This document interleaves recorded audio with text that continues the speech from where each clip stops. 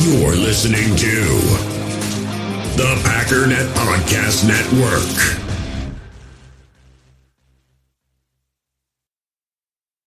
You're a podcast listener, and this is a podcast ad. Reach great listeners like yourself with podcast advertising from Lips and Ads. Choose from hundreds of top podcasts offering host endorsements, or run a reproduced ad like this one across thousands of shows to reach your target audience with Lips and Ads. Go to lipsandads.com now. That's LIBSYN ads.com. You're a podcast listener, and this is a podcast ad. Reach great listeners like yourself with podcast advertising from Lips and Ads. Choose from hundreds of top podcasts offering host endorsements, or run a reproduced ad like this one across thousands of shows to reach your target audience with Lips and Ads. Go to lipsandads.com now. That's LIBSYN ads.com. The power sweep actually is the lead play in our offense. Yes, a YN or a tight end to open up somewhere between 6 feet and 9 feet, get an isolation with the linebacker.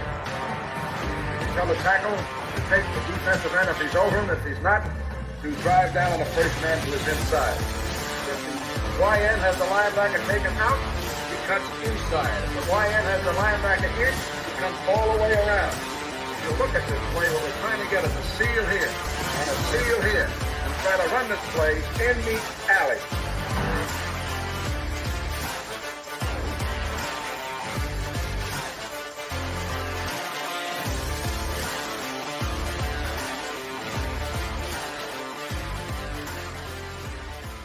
What's up, guys? Welcome into Packers Total Access. My name is Clayton. You can check us out on packernet.com. Find me on Twitter at Packers_access. Email us PackersTotalAccess@gmail.com.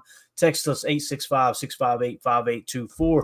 Joined alongside Tim live in Green Bay. We've got Emilio in Tennessee. Tim, it feels like it's been months since I've chatted with you. Man. How's life treating you, man? It's good, man. It's good. Good to be back. How you guys doing? Doing good, man. Doing good. Just been putting up with Emilio here lately. That's been the rough go at it right there. So it's just not the same when I can't hit it. You know, I'm over here just trying to see. And wait, you just say it's not the same when I can't hit it? That's what she said. Michael, please. Please. Didn't even make it 2 minutes, and we didn't even clear it. That's what she said. It didn't even make it 2 minutes. Walked right into that one, Emilio. Sorry, man. You know I'm back. Who do you think you are? I am. Wow, that's a tough. I don't even want to keep talking. I don't even want to. We still have a sponsor, Clayton? I doubt it, Tim. I strongly doubt it. The Rails. Let's kick this thing off with a little flashback from last year. You guys good with that? Yeah, let's do it. All right. You know, we showed a video the other day of Cowboys fans after the game just absolutely devastated. Someone put a nice little montage together on YouTube here. And you're going to see a few shots of the Cowboys fans and some of the highlights from the Packers-Cowboys game there in the playoffs last year. If you got children in the room, there might be a little bit of language in here. I didn't hear any the first time through, but I could have overlooked it, could have missed it because I was just grinning like a possum in a dumpster watching it. But let's go to the tape here again. Let's just kind of relive the Packers-Cowboys playoff game from last year. Yeah, here we go.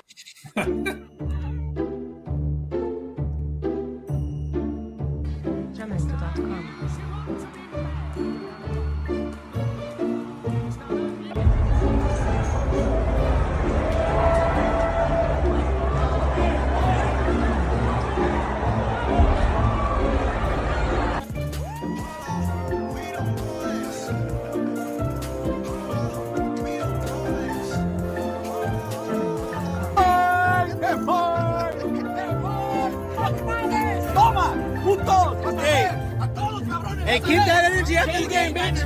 Keep that energy. Hey, tell him keep that energy after the game.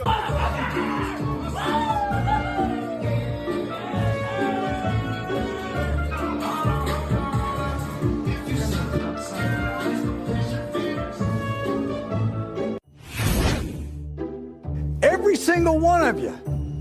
You know how hard we've worked. I don't need to have people pointing the fingers one thing or another. You get your rear end in there and you play the way you know how to play. We can win the game. We're going to open it up. We're going to go fast tempo. Defense, get after Jordan Love. You can't give him that much time. You do what you're supposed to do, we'll win this game.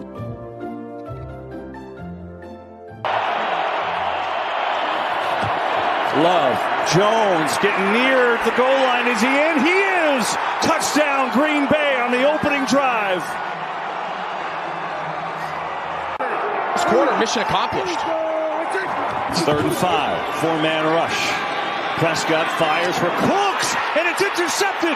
Jair Alexander, he's got it, up on his feet, racing to the end zone, and he's in! Touchdown, Green Bay! Here is Love. Floats one over the middle. Dobbs catching and down to the 1. Here on 2nd and goal to keep that streak alive. Aaron Jones up the gut, surging forward. He's in. Touchdown, Green Bay.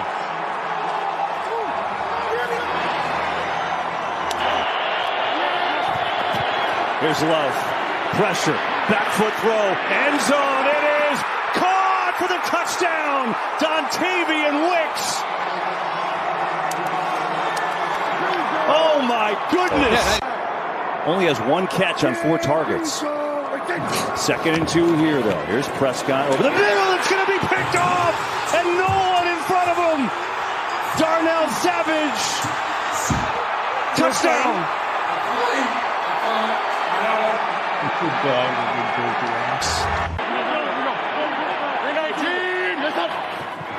Jones again, running left, running up the middle, and running in for a touchdown.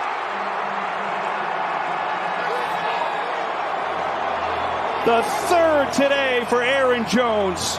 We're going to rely on our corners and our secondary who've come through time and time again, but they can't keep letting Aaron Jones run this down their face. Fake it to him here. Love, back foot, has a man wide open. It's going to be caught by Musgrave, racing towards the end zone. He is in. Touchdown, Green Bay. They're owning this day in Big D. On the move again after a stop on downs. Here's Aaron Jones. That'll put him over 100 and then more. Jones spinning his way down to the 21.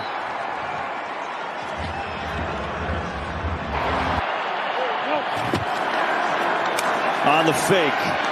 Love zips it in there, and it's caught for the touchdown, Romeo Doubs.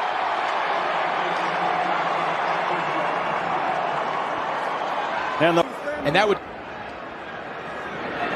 Onside kick. That's nowhere near 10 yards. It's getting closer. Now Green Bay will jump on it. Everybody back on the line of scrimmage. Last gasp for Dallas. Prescott back. Just kind of throw a Hail Mary to the end zone, and Lamb, nope, out of bounds. And that will do it. They come into Dallas. They had them their first loss here all year, and the number 7 seed. This young team surprising everyone by making the playoffs, and now they're on the divisional to take on the number 1 seed, 49ers.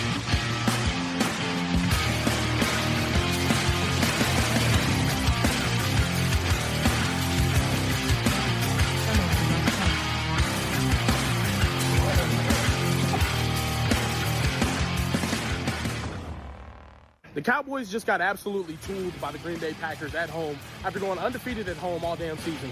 And, bro, I can't do it anymore, bro. I can't. Every single year, expectations, every single year. Dude, what's going on? What's going on? The youngest team in the NFL just went and spanked my team like it was absolutely nothing, bro. This is why I changed my fandom to the Chiefs. And guess what? I'm going right back. I need a quarterback that's not going to sell me come playoff time. My quarterback that we're paying $40 million just got outplayed by Jordan Love. Jordan Love, bro. Dog, I'm tired of it, man. I can't do it anymore. I'm sick of it. Dallas, I don't understand how you put up with this, bro. Jerry Jones, give up control of the team, bro. Retire. Go play golf or something. Dude, this is ridiculous. Man, I was just going through YouTube earlier, and I came across something like, yeah, it's a little long, but we're playing that on the show. We got to get on that. So, love to see it, and we got some really be a write-off for all those TVs, right?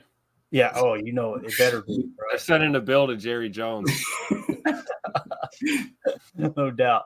And I know there was some good communication going on, good conversation, I should say, going on in the chat here. Eric Sutherland says, AFM has a Dallas Star tramp stamp. So,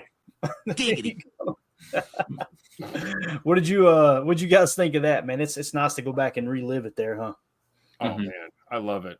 I love Cowboy fan tears. They're good. They bring me joy. I just don't get taking it out on your TV though, man. For real. I mean, yeah, should be mad at your front office, I guess.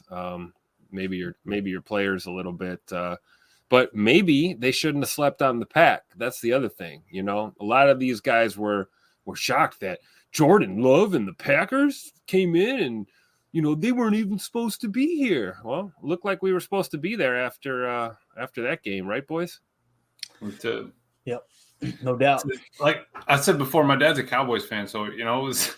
I'm sorry, Papa. You know that was a tough game, but man, I told him to not sleep on us, right? I told him 11 wins or something like that. But once we made it to that playoff game, it was over. I was at home when that happened. I remember hopping on the pod, but it was definitely a good game. And what I took from that was watching it back. I forgot that Matt went for it. It was 4th and 2, goal to go, right? And it was 41-16. And our man Matt went for it, right? Right. I think he's ready. You know, I think he's past the point of I've made those drag my feet kind of things, try to run the clock, kick a field goal. No, we're going straight Tupac LaFleur's back, baby. Yeah, dude. Put on the shades, get the cig out. My man's gonna go for 50 every game. Hey, I'm going to laugh when we see Dallas in the playoffs this year and they're the wild card and we're the 2 seed. Wow, then the fans won't be running in. They'll have to sit in the 15-degree weather, not run away from the 15-degree weather. That's right. Man, I tell you, it was a lot of fun. It was just a great, obviously you never want to get eliminated from the playoffs, but it was the perfect, like the season already, them making the comeback and actually making the playoffs. It's like, okay, we're you guys know I was saying 6 to 10 wins, right? That's kind of how I felt about the thing. If we had won 6 games, I'd be like, okay, what do we have in Jordan Love? Let's build off that. The fact that you go into Dallas in a playoff game, like that fan said, if he's correct, I'm sure he was, they were undefeated at home. And we just go in there and absolutely boat race on that. Yeah, here we go. I love it, man. That had me cracking up because I just forgot how exactly to the point he sounds when he's calling out the plays. Joe RX says it was a sad day for TVs worldwide.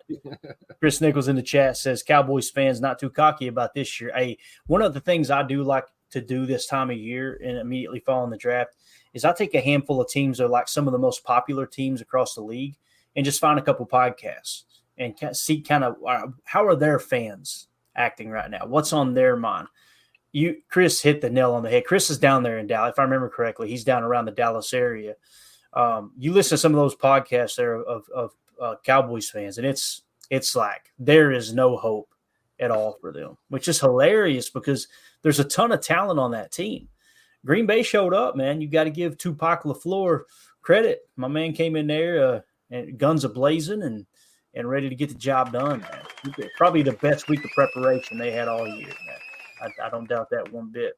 Now, you guys know we had the softball game the other day, right? That Jordan Love is now taking over. They announced that Donald Driver is stepping down from that. Jordan Love's going to take that over, which if anyone needs a reason to feel more comfortable about Jordan Love getting his contract extension, I bet it's just about all but done right now. You know, the fact that they're already passing the baton, he's going to be the big charity guy there in Green Bay. But this was really cool. We had Luke Tenuta and Sean Ryan with a little shotgunning of the old Miller Lite here. Let's check it out.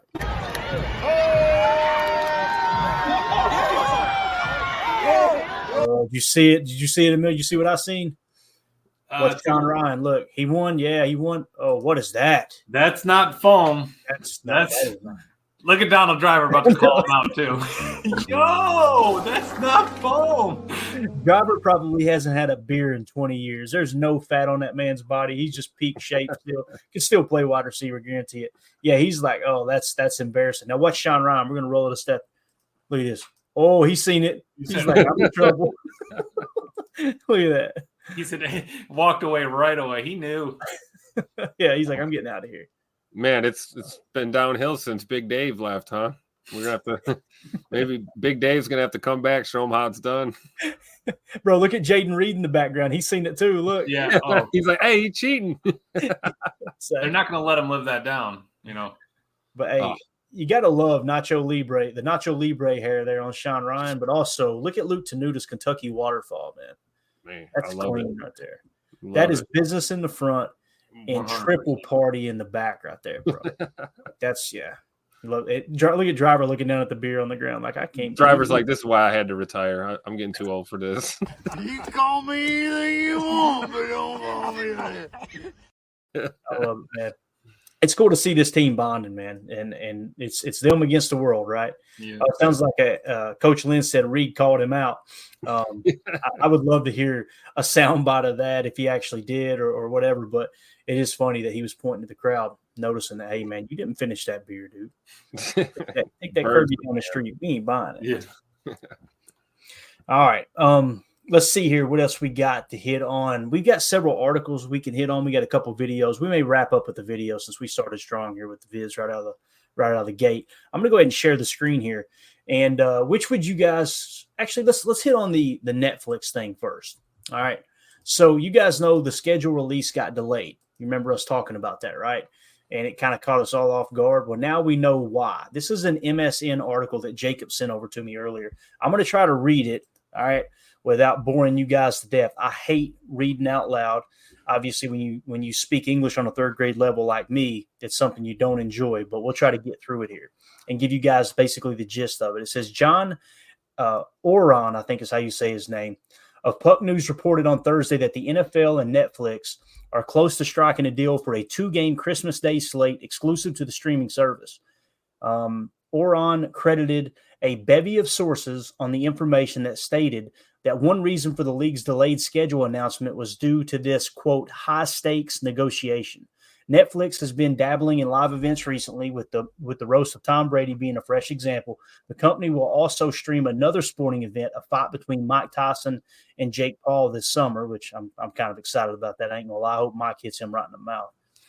So what does this mean for the Green Bay Packers? Well, first of all, it's clear that the NFL wants to take Christmas from the NBA. Kind of already have. Christmas lands on a Wednesday this year, which means that 4 teams will be playing a highly irregular in-season schedule near the end of the year if Oron's reporting is correct. As a reminder, the NFL has only played consecutive Christmas Day games since 2020. What's it say? The NFL has only played consecutive Christmas Day games since 2020. All right. In 2 of the last 3 years, though, the Packers were major draws on Christmas. In 2021, the Packers hosted the Browns at Lambeau Field for a game that was broadcast on both Fox and the NFL Network. The following year, Green Bay traveled to Miami to face the Dolphins on Fox. A Christmas Day slate is the first new addition to the NFL schedule since last year's Black Friday package for Amazon Prime Video. The New York Jets were a big draw for the later package, as New York is the largest market in the country, and Amazon actively tried to combat brick-and-mortar shopping on Black Friday by directing users to profile-specific advertising during the game. Netflix isn't in the business of pushing products to people beyond the subscriptions they provide. You'd think that they would simply want major fan bases involved in these games, and that the NFL would be willing to give it to them if it's monetarily worth enough money to push the schedule release back an extra week. If you look at any list of fan base metrics, the Packers rank near the top. You don't say. Make a prime candidate for being selected to represent the league on Christmas. Heck, it's why Green Bay is making the trip to Brazil in week 1 for the league's first ever game in South America. So keep an eye out for the news this coming week, as the NFL schedule release is expected to come out on Thursday. Between now and then, a decision will need to be made about the Christmas Day slate and the potential Netflix deal. Just don't be shocked if the Packers, who rank only second to the Dallas Cowboys in Christmas games played in NFL history, get tapped on the shoulder for this one. So obviously we've seen it with the Brazil game too. That everybody wants a piece of the Packers. They've got such a following worldwide. I know some people are going to be upset with the fact that you got to have another subscription to watch a Packer game. I get it. I completely understand. And like I was telling the guys offline, I know it's a selfish take, but I've already got Netflix. I've already got Peacock. I've already got, these streaming services anyway. So it's not like it's extra money out of my pocket, but I can totally understand the people that are local to Green Bay that are so used to just watching the game on local TV that they may now have to have a Netflix subscription to get it. I do love the fact, though, that the Packers everybody wants a piece of the Packers, right? I mean, everybody wants to capitalize on this fan base that's just so freaking awesome, too. Everybody except CBS, right? Yeah. That's it. They want to capitalize on the fan base, but they don't want to talk about us, right? They don't want us. They don't want us on major, major talk shows. But that's the AFC's network. They can right. Keep growing up, man, the CBS always just had the worst. Like the picture was worse. The score was smaller. We all have smartphones, and we all know they're pretty amazing, but they also can be amazingly distracting, especially when we're around other people. So US Cellular wants us to reset our relationship with our phones by putting down our phones for $5. That's right, a company that sells phones wants us to put down our phones. And to see what we find, learn more at uscellular.com/built-for-us. In the hobby, it's not easy being a fan of ripping packs or repacks. We get all hyped up thinking we're going to get some high-value Jordan Love card, but with zero transparency on available cards and hit rates, it's all just a shot in the dark. Until now, introducing slab packs from arenaclub.com, the only repack that provides real value, a complete view on all possible cards, and clear hit rates for each one. Now when I buy slab packs on Arena Club, it finally feels like I know what I'm getting.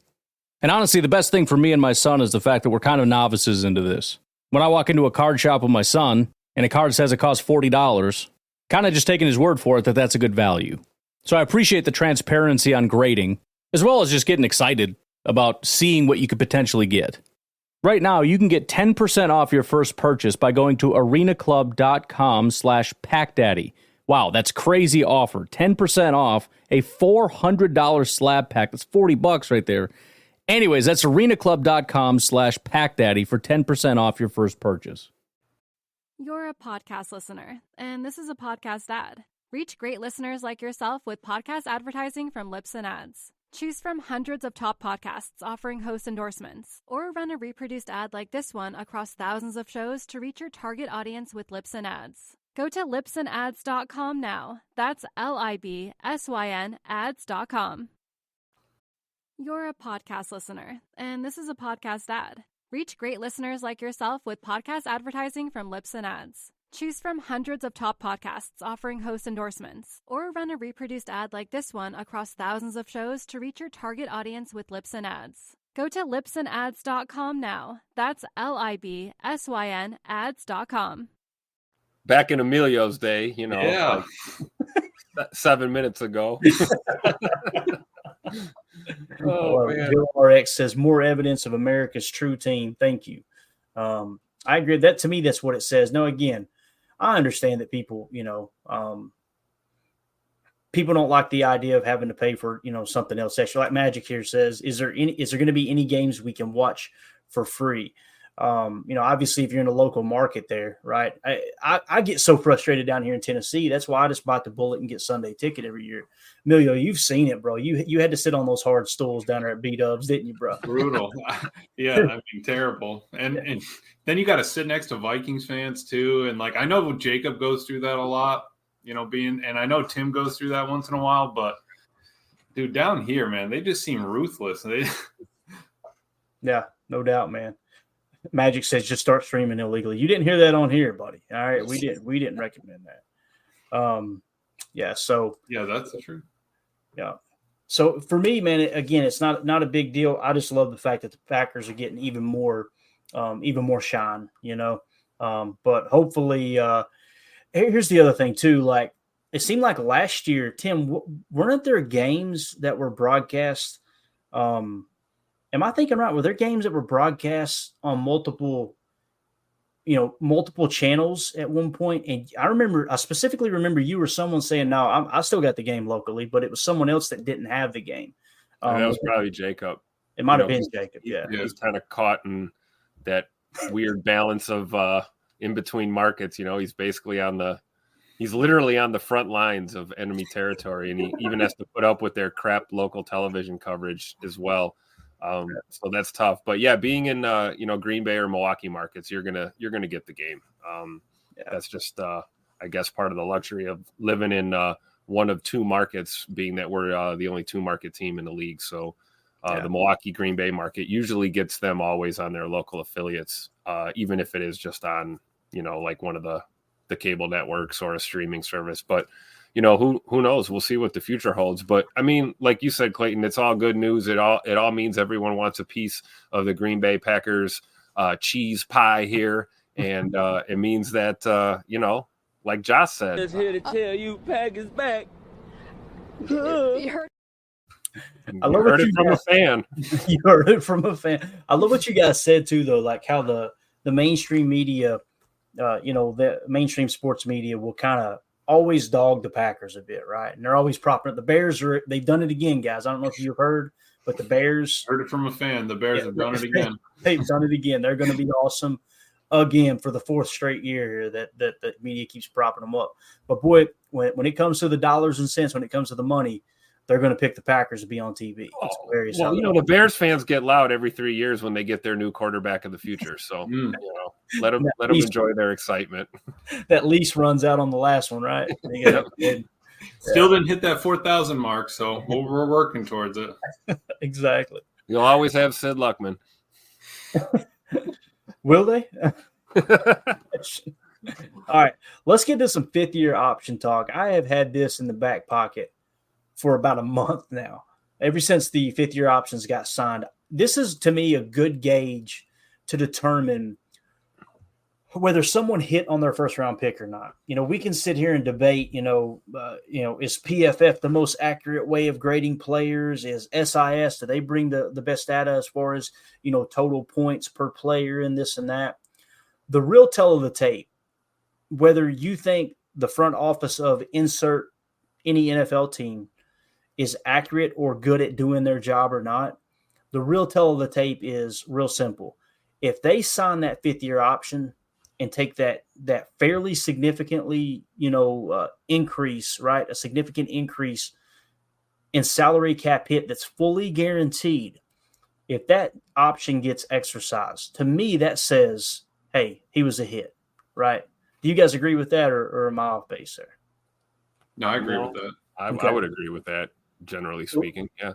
So let's go down the list here for the 2021 first-round picks there in the draft, and whose 5th-year option got accepted, got exercised, if you will, or declined. All right. The number 1 pick that year was Trevor Lawrence. They just exercised his 5th-year option. It's worth $25.6 million, fully guaranteed this coming year. Number 2 pick, Zach Wilson. They declined that 5th-year option. They being Denver, who now has his rights. Okay, and with the 3rd overall pick, Trey Lance.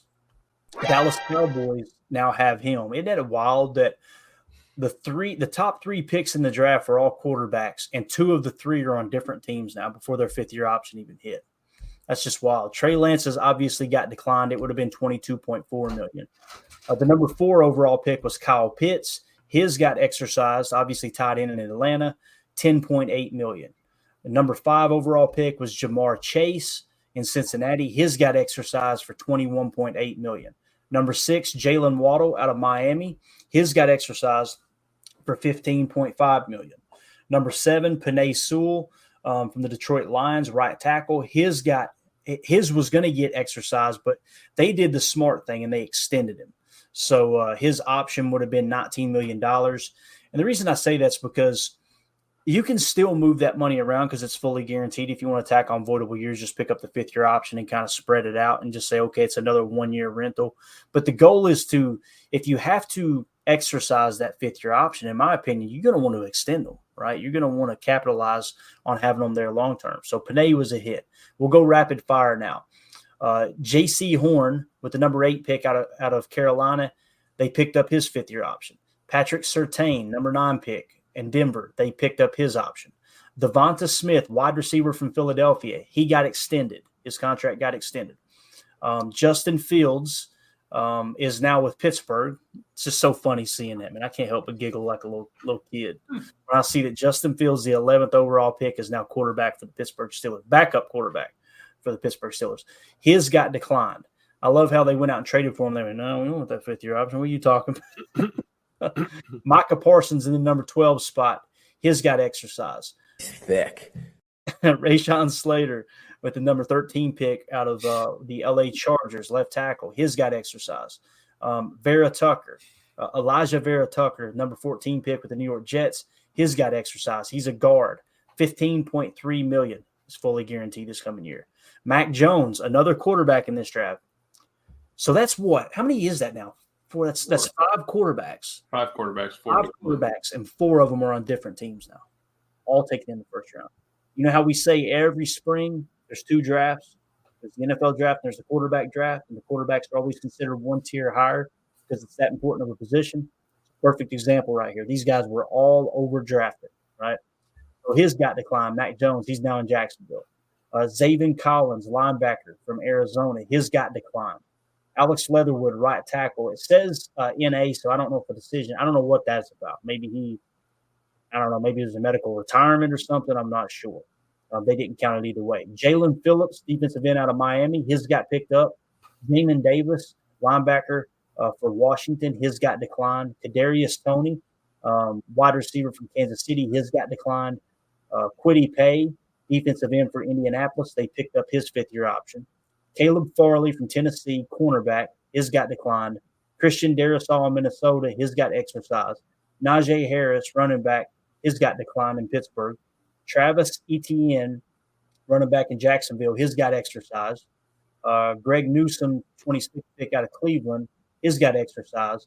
Rashad Bateman out of Baltimore, wide receiver, he got extended. Peyton Turner out of New Orleans got declined. Eric Stokes from Green Bay got declined. Greg Rousseau, I think is how you say his name, Rousseau, his got exercised. He's a defensive end in Buffalo. And then Odafe Owe, I think is how you say his name, from Baltimore, outside linebacker, his got exercised. And then Joe Tyron from Tampa Bay, outside linebacker, his got declined. So if I understood it correctly when we counted them up, I think they said that there were 18 players, if I remember correctly. I want to double check this, but it seemed like, here we go. In total, 18 players had their options exercised, including 2 that were exercised immediately prior to an extension. So that includes those 2. So of 32 picks in the first round, Tim, in the 2021 draft, 18 of them were hits and the rest were misses. Pretty wild, isn't it, man? Yeah, I mean, it just goes to show you, the talent level in the NFL is just, the highest of the high. And it doesn't matter where you're picked. It's how you develop. And obviously, clearly, most of these guys didn't quite develop as planned. And even some of the bigger names, like you said, there was a lot of shockers, especially with the quarterbacks. But really, when you look at this list, there's a handful of just top tier premier talent. And the rest of these guys are kind of going to probably have good careers, but be journeymen and possibly bounce around, as you've already seen, guys not getting the option exercised and, moving around. So it's tough, man. You can be highly recruited. You could be number 1 overall. You could be a 7th round pick. You could be a UDFA. Bottom line, when you get to an NFL camp, can you start your career on the right foot and, keep it going? Because that's what you're doing, right? In your first, 1 to 3 years really is you're auditioning for that 5th-year option, or you're auditioning for the rest of the league to show you that, show everybody else who you are and what you're made of. And, there's really, just like you said, man, maybe a dozen of these guys here that really, really stamp their place in the upper echelon of players in the NFL. So yeah, it's kind of cool to break it down. Magic One in the chat here says that is why you sit quarterbacks for a couple years to learn behind vets. And when you point that out, Trevor Lawrence, I think he started right out of the gate. It's worked for him. Zach Wilson, great example there, Magic, proving your point. They tried to start him out of the gate, flop flat on his face. I think Trey Lance, I believe, maybe he sat behind Garoppolo one year, but obviously he flopped. Justin Fields, they tried to start him right out of the gate. He fell flat on his face. Mac Jones, same thing, had a good rookie year. His OC leaves for Las Vegas, and Josh McDaniels, he falls flat on his face after becoming the starter pretty much right out of the gate. It's just it's a good little study there to just kind of take a look at. You know what I mean? You know what's crazy? Like a third of that's quarterbacks, another third seems like linebackers, and the other third like corners. And that pretty much seems like everyone that got declined, right? That's a good point. Yeah, I didn't even look at it that way. So there's quarterbacks so far. There's another quarterback in Mac Jones got declined. So we got a linebacker declined, a wide receiver declined, a corner, a running back declined, defensive end, cornerback, and then another outside linebacker. So, yeah, linebackers and corners were kind of again, we hit that graphic. You remember, Emilio, we talked about it before the draft. Offensive linemen are the largest hit rate, weren't they, in the first? That's exactly where I was going with it. Like looking at just recency bias, hey, Jordan Morgan, I like that looking back on it now, but also thinking a little further, we got Quay and, Wyatt in the first. So when that fifth-year option comes up, how's that going to look sort of thing, hoping that, Quay hits his stride and is that those few that kind of got extended, because there were some linebackers that did get extended in there. So, just different ways to look at it. You can always kind of peek at it a different way. And I like finding those new ways to kind of, maybe get that information out. Definitely. Coach Lynn in the chat said, out of all those guys that got declined, I believe Stokes is one that can turn it around. Ron Samble agrees, says, yep, Stokes could still earn a contract. I agree with that. I do. Let's see here. 2-0 for this says Stokes could be rejuvenated in the new scheme and coaching. They were saying he looks like a new guy. If he stays healthy, he's got the natural talent and abilities, right? He's got all the measurables you want. It's just you got to put it together and you got to stay on the field, man. Like we always say, you can't make the club in the tub. It's literally just tracking the ball for him. I really feel like that. Like if he could track the ball better, if that part of his game improved, I mean, like you said, Clayton, he's got all the other measurables. We've seen it. We saw it in his rookie year. What he's capable of doing. So, and the one thing you see on tape with Stokes is he's got that mirror match ability. Like he's fluid in the hips. He can run stride for stride. It's just like you said, locating the ball. And again, Coach Jeff Hafley, everywhere he's went as a defensive backs coach, people have just praised him as he's like this defensive back whisperer. Maybe he can unlock Stokes. I'm going to do this. I'm going to move on from this page. I want to see what happens when we click on Stokes and see if we got some kind of market value here. I'm not sure if they've got it set for him or not. I would love to know what his market value is. Go ahead, Amelia. I think you were going to say something there, weren't you? No, I like you guys were both saying, I do think that, we can get something out of Stokes. And like Hafley has worked with those DBs, I really hope that, he can turn it around for his sake. But the dude has speed, and I would be completely fine leaving him out there. Like you said, Tim, we need him to just be able to swing that head around and track the ball. But it's happening in a flash. Hopefully that rest and relaxation and rehab and everything got him back to it, got to watch a lot of tape. And now he can actually, work hard with Carrington showing up, everybody else showing up, Josh showing up early, all that stuff, McKinney helping him out. I think everyone wants everyone to get better. So it'll be nice. Yeah, definitely. I was trying to see if they had a market value on Stokes. I didn't see one there though, because there's not much comp where he played such a low percentage of snaps too. So over the cap has him at 2023 over the cap valuation $292,000 a year. I don't know if that's right. Yeah, it don't sound right. That's what they're showing though. Let's lock them up. Yeah, right. That would be a 5-year deal going right now, Tim. If we can get him for that, that's a perfect floor. Yeah, I'm just scrolling here. I don't know, Clayton. Maybe you can dissect that. Yeah, let's see. Yeah, scroll on down there at the bottom there. I see what you're saying about the evaluation there at the top. I'm not sure exactly the criteria they use. Scroll on down, see if they might have some kind of market value somewhere. Yeah, it don't look like they do. Yeah. And again, most of the time when you got players that don't play hold right there just a second. Contract value. No, I don't see anything there. Usually on SpoTrack, they've actually got it sitting there, right? They got it to where you click on it, it says market value. Not all players have that though.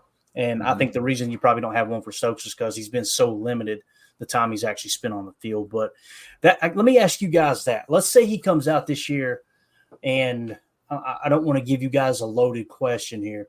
I'm going to give you kind of some – I'm going to be very detailed in what kind of season he has. Let's say he plays, 15 games this season, right? He being Stokes. And let's say he grades, somewhere between 70 and 75 according to PFF. Let's say that he finally takes that step. What would you be willing to pay him per year cap hit on average, right? What do you think he's worth? Obviously, we've seen that his fifth-year option was somewhere around $12 million. What would you be willing to pay Eric Stokes? I think he's going to be 27 years old. Let's say it's a 3-year deal taking him up to 30 years old. Emilio, what kind of cap hit would you be okay with when it comes to a per year average basis for Eric Stokes? Right this very second, looking at where we are with him, or is he going to be a second? Like I just said, let's say this year he comes out and he performs, he grades out somewhere between 70, 75 PFF grade and plays, let's say 15 games this year. Perfect. I'll lock him up for, I would say 8, 9, maybe 10. I would be 12 still a little rich, isn't it? Right. 12 still a little rich, but I would still be okay pushing double digits. If the dude shows, because that right there, setting him at that 75, Clayton, that's improvement from two injury, an injury, a growth, new defensive coordinator. There's a lot of stuff going on, a lot of moving parts. If we see all the grades go up, obviously PFF isn't everything, but if we even see an increase in these grades coming on the first defensive system change, like the first year of a defensive system change, that's going to be huge. So I wouldn't be opposed to 10 for him at all. The dude would be an athlete, and we would have him. He would be a young guy. And then at the end, if he's still, climbing, sitting at 80s, whatever, we could, flip him at 30. Yeah. What do you think, Tim? What would your number be on Stokes? It's tough. I'm not good at this stuff. I somewhere between 3.5 and $5 million a year, something like that, is where I'm falling. Yeah. Just based on, his past contract. And then, like you said, assuming that, he makes corrections and, we got him working with Coach Half and we see an improvement, because that would be another awesome problem to have, right? Like the resurgence of Eric Stokes Jr. And then we get Jair, coming out swinging, having coming off kind of a down year, not a bad season, but not a great season last year for Ja. Those two guys really stepping up with all the young talent that we have, just trying to figure out how to get snaps for everyone is going to be that's going to be a good problem to have. So hopefully Stokes does hit 2024 training camp with a full head of steam, which is something we haven't really seen the last couple of years from him. So it'd be interesting to see how this year takes off for him. Because another outside corner with that kind of speed next to Ja, locked up for that, like we would be lucky to have that, right? We would, Goody, most likely would pay that, but it's the if and but sort of thing, right? Yeah. Have you ever experienced turbulence on a flight and wondered why? And you can see all the terrain around you. You've got no issue with visibility or anything? No, everything's PG. Maybe you've sat on the tarmac for hours wondering why your plane isn't moving. Well, we're outside here. They're saying the ramp is closed. They won't let us park because of Air Force One. Listen in on the conversations between pilots and air traffic controllers on the Air Traffic Out of Control podcast. 510 declaring an emergency. There's smoke in the cabin. I need to make a landing right now on 31 left. We have the most interesting, wild, and funny ATC recordings you will ever hear. Check out Air Traffic Out of Control wherever you listen to your favorite podcasts. Definitely. Let's go. Let's see what the chat says. Magic says 3 years, 20 million. And again, I put that parameter out there, somewhere between 70, 75 grade to show, okay, he took a step forward. Right. But, if he comes out and he plays like he has up to this point, even when he's on the field, forget the injuries. He's graded out in the 50s. Like we said, he's having a lot of trouble tracking the ball. I think that pretty much all the Packer fans are like, just let him walk, right? Let's just move on. Let's cut our losses and say it just didn't work. But, 3 years, 20 million would be what? A little over 6 million per, something like that. Yep. So let's see here. Drew D makes a great point. He says sometimes the fifth-year option puts you in an awkward spot. It really does, man. Sometimes I go, man, this really works out for the owners really well. Other times I go, man, this sucks. It works out for the players more than it works out for the team. It just depends on the player and the specific situation for sure. Chris in the chat says $6 million. I think that's about where I'm at. I think I would be somewhere in that $6 million range if he did perform the way we talked about. Coach Lynn said he'd do $10 million a year. And that's the other thing too. Just like quarterbacks, let's say you did come out and played really well, and let's say you did a 3-year, $30 million deal, $10 million per, probably would be to the tune of $15 million guaranteed, so you can get out of that third year, like we always talk about. 3-year deals are really 2-year deals. 4-year deals are really 3-year deals, that type of thing. If you sign that contract, you look up in 2 years there's even more media money coming, man. That cap is going to continue to go up. I don't know if it'll jump $30 million again. I doubt it. But when it jumps, it's going to be, every year it's going to continue to go up. That might look like a steal for a solid number 2 corner here in 2 to 3 years for sure. J. Cole says $5 million. I can respect that. Let's see. Dave in the chat says it would be a mid-year extension based on play, 7 to 9, incentive laden with playing time, moderate guarantees. That's the other thing too, man. I'm glad you brought that up, Dave. The incentives, right? You can make it incentive based. Like, hey, you start this many games, you stay healthy, you get 3 interceptions, whatever. If there was a player perfectly tuned up here for an incentive based contract, it's Stokes for sure. Great point, Dave. Great comment there. But let's see. Ron Sample said, "Man, a 75 graded corner for $5 million will be a steal." I said 70 to 75. If he grades out to 75, then I'm kind of leaning toward Coach Lynn. Like, hey, I'm willing to pay $10 million. It's that jump though. Like that's going to be the biggest thing is if he does make that 20-point jump, just using the numbers hypothetically there, that is impressive. The dude took a step. He's ready to play in the NFL level, right? Yeah. United Bates says $6 million in a Netflix subscription. I love it. That might be the winner right there. I love it. All right. So we hit that. We finally got the 5th-year option stuff out of the way. Why don't we do this? Why don't we take a look at the defensive draft picks? The Packers put a quick little hot video for the defensive picks there in this year's draft. Kind of got me fired up. I ain't going to lie, man. We've talked about how excited we are for these rookies this coming season. And the Packers, Packers.com and obviously their Twitter account, they continue to raise the bar, man. They're doing really good with this media stuff. I'm really impressed with them this offseason. But let's take just a quick little glimpse at this hot video for the defensive rookies. The Green Bay Packers select Edgerrin Cooper, linebacker. He's a guy that can spy athletic quarterback. Cooper has another sack. Spy man Edgerrin Cooper. The speed he brings to the table at the linebacker position is rare. Edgerrin Cooper, man, he's all over the field. Javon Bullard, defensive back. Picked! Bullard has it! If it's run or if it's pass, he shows up. Tyron Hopper, linebacker. Hit again and dropped again. Tyron Hopper. Evan Williams, defensive back. He got run over. Evan Williams again. I'm just ready to, help this team win a Super Bowl. Watching Oladapo, I saw size that you love as a downhill hitter. Hit after Travis Hunter comes up with a catch. Very good athlete. He can pedal, he can flip, he can turn. Great defensive play. Kalen King. I know that Green Bay seen something in me, so I'm glad they took a chance, and I'm happy to be here. Hey, I'm happy Kalen King's here, man. Let's go. Tim, I know that's got to fire you up that whole there, man. Go. Let's go. I'm fired up, man. They're gonna end up kicking me out of training camp this year. I'm gonna be on that fence, just shaking it, and shaking 3 hours at a time, just sitting there.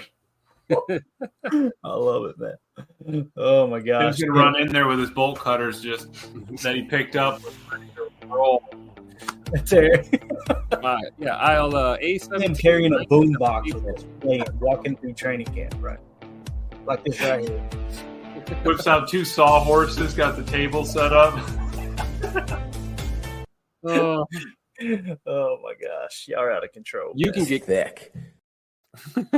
That's him. You can get kicked out of training camp, and we can help. Yes. You know who to call, Tim. We'll come bail you out, bub. This is a good question here, man. The chat is on fire tonight. You guys are bringing the thunder. Joe RX says, who do y'all think breaks out and has the best season from the defensive rookies? Javon Bullard. Damn, I was going to say I'm going to put Emilio on the spot. Tim didn't even need time to think about it. Please. Bullard. I need to think. What do That's you think? My first gut guess, though, would be Bullard, right? And then I'd probably say Coop, probably Edgerrin Cooper. Yeah. Of everything that I've watched, I've got to agree with you. I think Javon Bullard has a slight edge over Edgerrin Cooper, no pun intended. But I could also see it being something that if it really clicks for Edgerrin Cooper and he continues to build off of the great year he had last year at Texas A&M, then I could see him surpassing Javon Bullard, even if Javon Bullard has a great year. But, yeah, I'm with you, Tim. I think I got to go Bullard too. Mm-hmm. What do you think, Emilio? First thought was Edgerrin to be off the jump, but I do love Bullard there. We know Jacob would take that, but for Jacob's second pick, I can already pick it for him. It's going to be Kalen King. He wants that 7th round dog, and if he blows up, then we are in a good place for another 4 years at corner. Then we might not be talking about the Eric Stokes contract if Kalen King goes off this year. So that's another option. But man, I'm excited about everyone. Competition and new rooms all around. Yeah, it's funny you mentioned Kalen King too, because let's say he comes out and he plays like the 2022 Kalen King in college, and he's just a stud, and he wins the outside corner spot opposite Jair Alexander. Guys, we've got him for 4 years, yep. Right?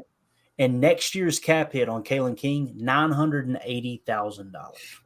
Wouldn't that just be such a damn Brian Gutekunst thing to happen? Like, yes. That'd be awesome, man. And again, I wouldn't be this. You guys notice I'm not as hype on Evan Williams. I'm not as hype on Tyron Hopper, right? Jacob Monk, too. I know many people are giving me a lot of hope for Jacob Monk. They're fired up for him. Just based off what I've seen, I'm not as excited about those guys. Kalen King is one that I go back and watch that 2022 tape, and I'm like, this feels like Jaden Reed, man. That's exactly what happened to Jaden Reed. Awesome year. What was it, 2021? And then in 2022, took a step back. Goody pulled the trigger on it, and he just bang stud, led your team in receiving, right? I could see Kalen King being that guy. And if he is, man, you talk about what we're doing with the wide receiver room and having one of the cheapest wide receiver rooms in the entire league. Cornerback room is going to be the same exact thing, man. Right. And as long as you can get them staggered, if we can hit on picks that are staggered year-wise, we get them 2-3 years apart, 4 years apart, that's even better. That way you're not always landing like we're going to have in the wide receiver room. You're not landing 2, 3, 4 per year. We don't want to be in that position again, like we had to retool our safety room, right? Right. We got to take 3 safeties in the draft. But yeah, pay wide receivers 1 year, pay corners the next year. We kind of need to rotate back and forth. We can't be doing the same each year. Yep. Definitely. M. Smitty 1386 says Oladapo is my pick for rookie breakout. So Ola Home Depot is M. Smitty's pick. That advertisement back there. By the way, was mowing the property here yesterday, Emilio. Guess what I heard? Home Depot ad. That's what I'm saying. Podcast. I'm telling you, that potting soil, man. They're trying to get you for Mother's Day. You need to go back and watch the live draft stream. I can't remember what day it was, but Emilio picked up his phone and got a Home Depot rep on the chat line. I think that was day 2. It was day 2. Yeah. We need to cut that up and then put one of the advertisement recordings from the podcast together. Just Emilio on the horns making things happen. Just making it happen. So. Everybody but Home Depot knows that they're sponsoring the show right now. So true. They don't have a damn clue who we are. Not one, man. But yeah, back to what M. Smitty said, though, about Oladapo as my pick for rookie breakout. I could see that being the case, and the main reason is exactly what they were talking about. Jeff Hafley it was Brian Gutekunst talking about. He's going to be more of a traditional safety and playing that box safety, right? You're probably not going to see him in the slot as much as like a Javon Bullard, but just another camp battle that's going to be absolutely awesome, man. So excited about it, man. Very excited about it. Dude, we got to run that clip back of us all freaking out when that pick got announced, because that was classic. We could not believe that.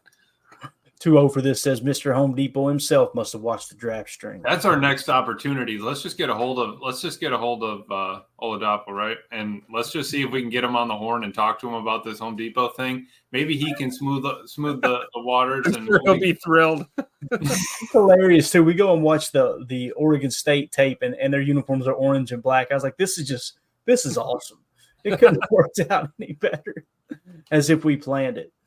Oh, that's great, man. I was going to try to pull up Kalen King's draft card. They've already moved on from – PFF's already on them, and they already get the 2025 big board up. I'm not prepared to talk about that. That's crazy.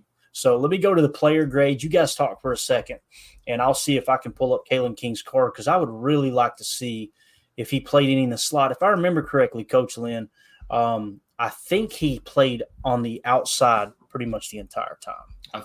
I thought so as well, because didn't he followed their number one, right? He was on Marvin Harrison. I don't know if he stayed in his hip pocket, rabbit style and ran with them in the slot and all that, but I know that he was specifically out there when he was up against Marvin Harrison. So if that's the case, he's probably guarding their number one throughout most of their games. That could be another reason Goody pulled the trigger on him, not just because of him falling, but the type of corner that he is. Yeah, what we're looking for, like we just talked about, whether it's boundary or field side, whatever, somebody out on that outer edge. Because I think, with some of the other guys, like we just mentioned, a lot of Poe is more of a box type safety, right? And then we've got Bullard, who's versatile. Bullard can line up in the slot for sure. I do believe Keyshawn's going to take a step in the right direction as far as his slot play this year, especially after having a whole year under his belt doing it last year. So I'm looking for him to improve as well. So I don't know. Well, you got it right here, Clayton. What do we got? So we got last year 391 snaps as the wide corner. Okay, so he played on the outside, only 21 in the slot, played 51 snaps in the box, however. And again, the main thing I really want to point out here. So what it basically says is last year he played on the outside, on the boundary, the large majority of the time, right? But look at that 2022 grade, guys, what I'm talking about right here. 89. He was the 8th highest graded corner in all of college football. If he returns to that, and you got him in the 7th round, and again, that'll probably translate, if he plays at that level in the NFL, that'll probably translate to somewhere between 60 and 70 PFF grade, right? That's essentially what it is. If you crack the 60 grade as a rookie, it's a pretty good indication, hey, you can hold your own at the NFL level.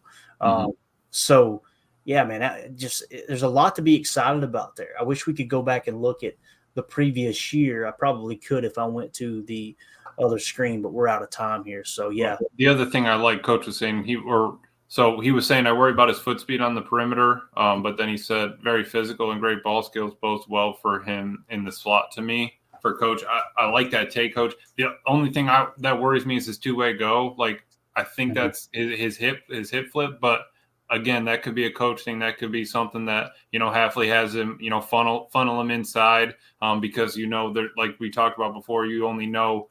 Or you force them outside or whatever, and you only have 3 routes after that, right? Then you only have to worry about 3 things. Maybe that helps Stokes too, and we're funneling everybody to the outside. Like in lacrosse, you would legitimately get up on the dude's like far left shoulder, force him all the way down the other side of the field just so that you could keep him on his offhand or something. So, same exact thing. Maybe they can make that work there.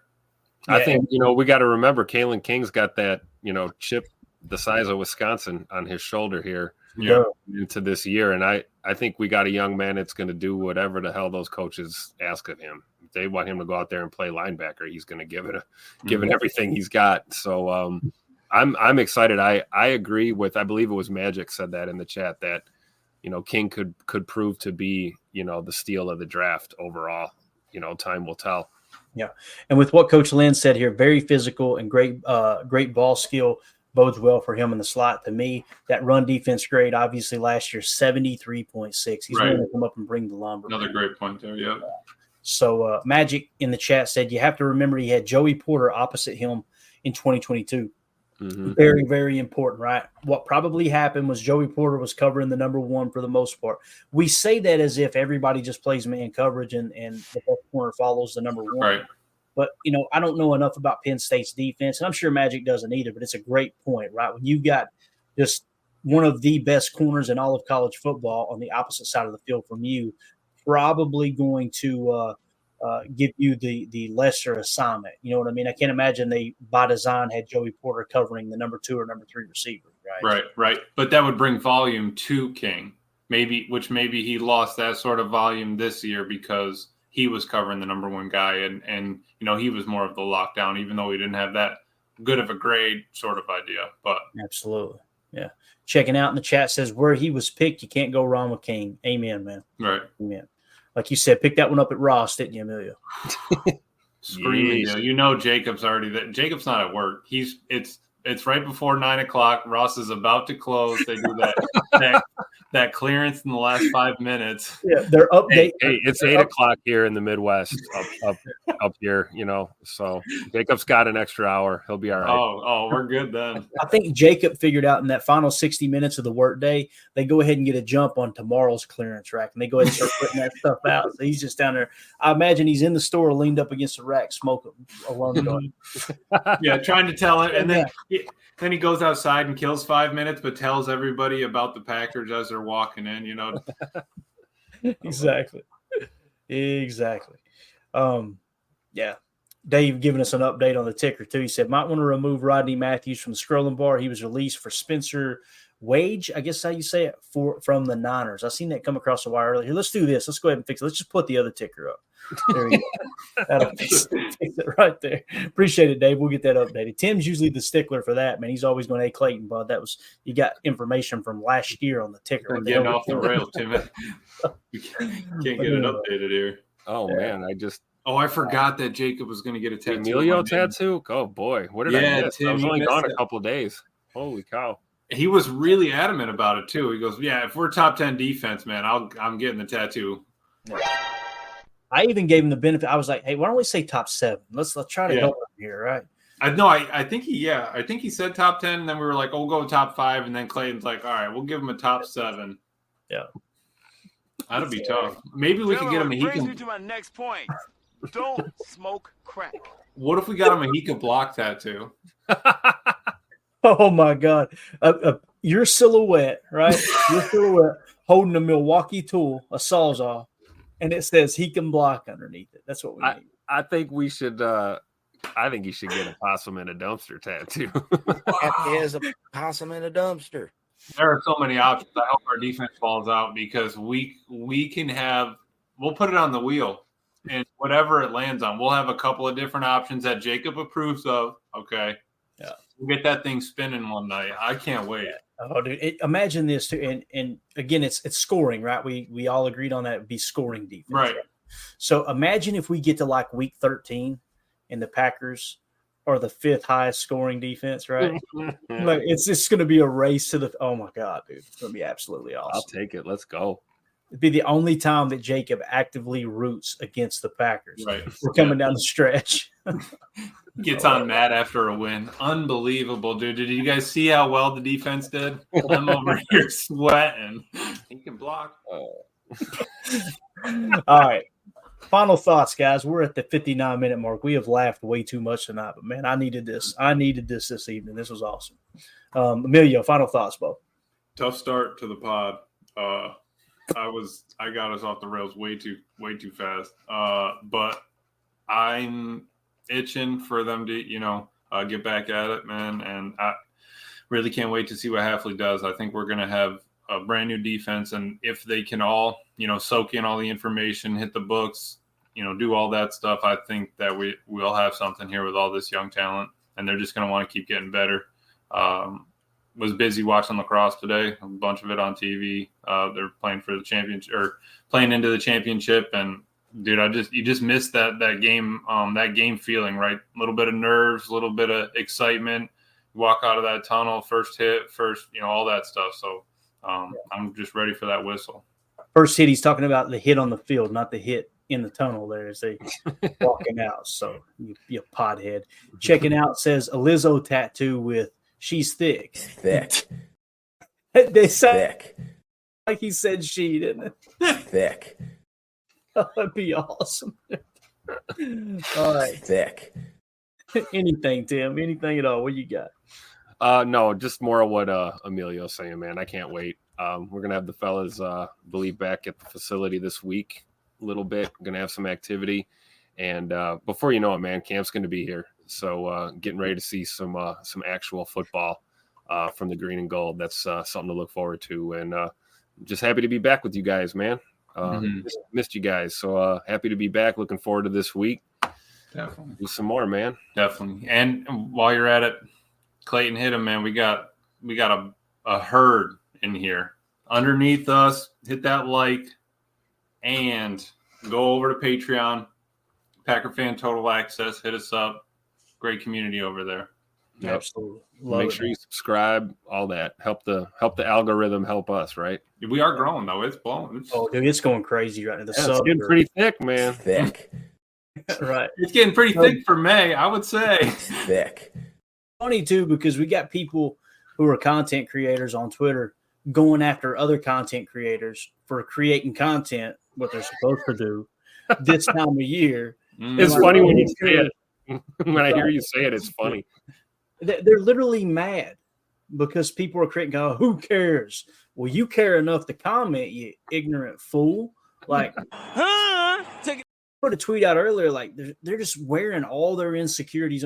What it is it's podcasters who are too lazy to try to dig in and actually get to the meat, what do we say, the meat and taters of what's actually happening this time of year. And because they're too lazy to do it, they just want to try to completely downplay what people like Baz are doing and other creators. And it just cracks me up, man. You're too lazy to do it, so you're going to try to minimize it and make it sound like it's not important, man. I love the stuff that Baz puts out. And I don't know about you guys. I don't know if people are enjoying the content we're putting out, but I'm having a freaking blast, man. This is like therapy for me, dude. I ain't gonna lie. So that's exactly it. But yeah, if you guys want to join the Patreon community, like Emilio said, Packer Fan Total Access is what you search over at Patreon, or you can click on the link in the video description here.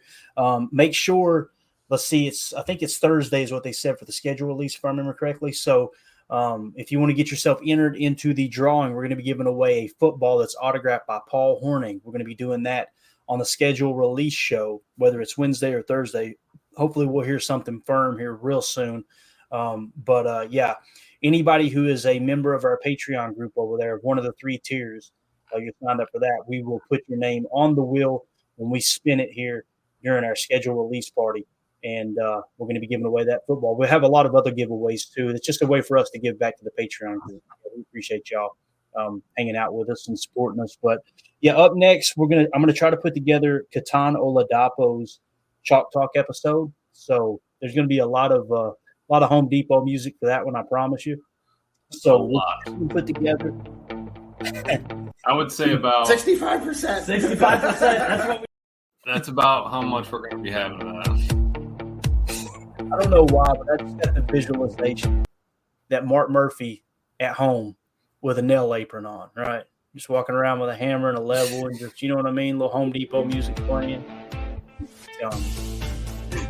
Walks over to Tattletown, hangs up a picture, I've got that video that he randomly showed up in that video of that clip that someone's doing like a music or a modeling video. Oh, in New York? Yeah. We need that on loop with Home Depot music playing. Just him walking down the streets of New York.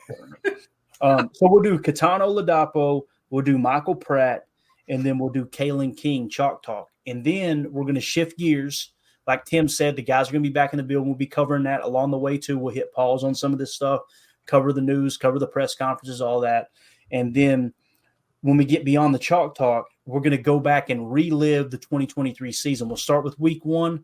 And one episode, we'll play the highlights. We'll turn the announcers down. We'll replay, specific plays. It's not going to be a full-blown Chalk Talk episode. It's just going to be us watching the highlights, talking about what happened from week to week to get a quick refresher on what happened in 2023. That should carry us right up to training camp. We're off and running. It'll be preseason. The league will be kicking off.